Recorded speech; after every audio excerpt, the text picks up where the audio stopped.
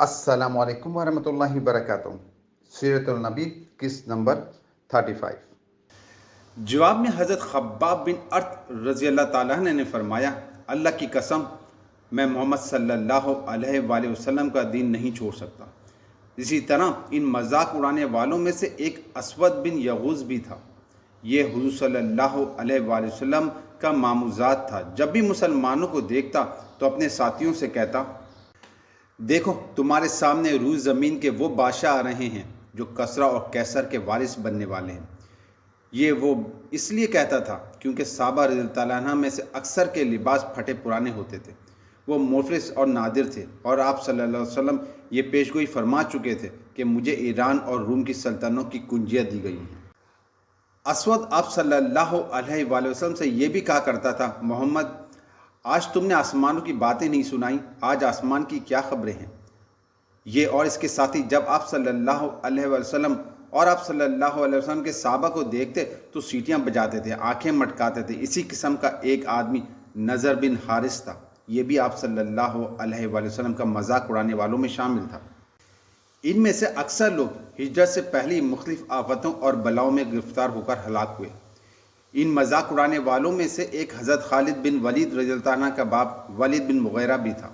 یہ ابو جہل کا چاچا تھا۔ قریش کے دولت مند لوگوں میں سے اس کا شمار ہوتا تھا۔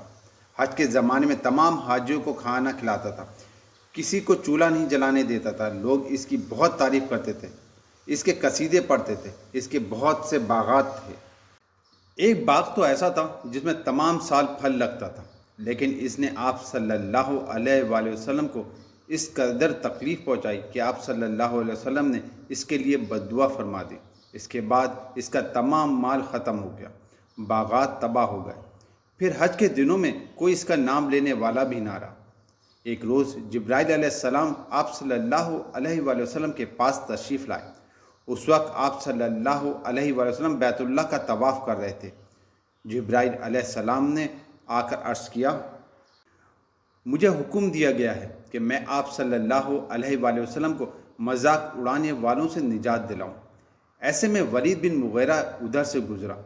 جبرائیل علیہ السلام نے آپ صلی اللہ علیہ وسلم سے پوچھا، آپ اسے کیسا سمجھتے ہیں؟ آپ صلی اللہ علیہ وآلہ وسلم نے فرمایا، اللہ تعالیٰ کا برا بندہ ہے۔ یہ سن کر جبرائیل علیہ السلام نے ولید کی پنڈلی کی طرف اشارہ کیا اور بولے، میں نے اسے انجام تک پہنچا دیا۔ پھر عاص بن وائل سامنے سے گزرا تو جبرائیل علیہ السلام نے پوچھا، اسے آپ صلی اللہ علیہ وسلم کیسا آدمی پاتے ہیں؟ آپ صلی اللہ علیہ وسلم نے فرمایا، یہ بھی ایک برا بندہ ہے۔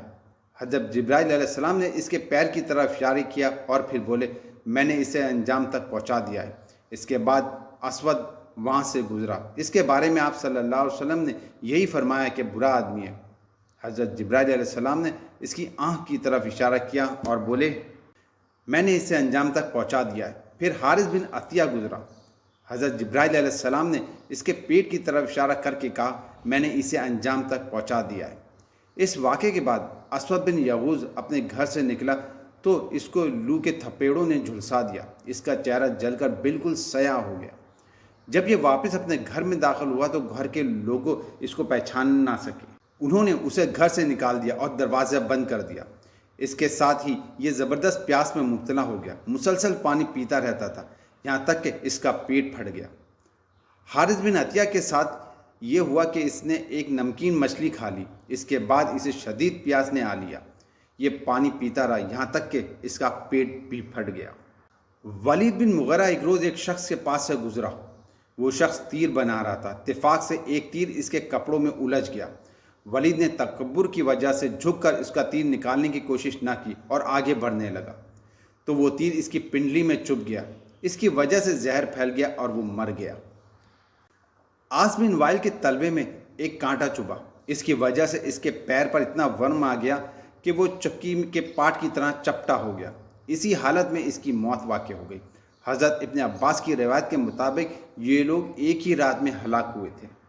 نبی کریم صلی اللہ علیہ وآلہ وسلم نے محسوس فرمایا کہ قریش مکہ مسلمانوں کو بے تاشا تکلیف پہنچا رہے ہیں اور مسلمانوں میں ابھی اتنی طاقت نہیں کہ وہ اس بارے میں کچھ کہہ سکیں۔ چنانچہ آپ صلی اللہ علیہ وآلہ وسلم نے مسلمانوں سے فرمایا، تم لوگ روئے زمین پر ادھر ادھر پھیل جاؤ، اللہ تعالیٰ پھر تمہیں ایک جگہ جمع فرما دے گا۔